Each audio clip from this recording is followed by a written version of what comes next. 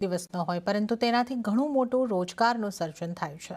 આખું વર્ષ રાખડી બનાવીને દુનિયામાં કઈ રીતે આ રાખડી પહોંચાડવામાં આવે છે તેની વિગત લીધી સંવાદદાતા કેતન જોશીએ. આવો જોઈએ. રક્ષાબંધનનો તહેવાર ભલે એક જ દિવસનો હોય, પરંતુ આખું વર્ષ લાખો પરિવાર આનાથી રોજગાર મેળવે છે. અત્યારે એક એવા જ પરિવાર સાથે અમે હાજર છીએ જેઓ રાખડી બનાવે છે. અચ્છા, તમે કેટલા વર્ષથી કામ કરો છો અને આ વર્ષે કયા કયા પ્રકારની રાખડી તમે બનાવી?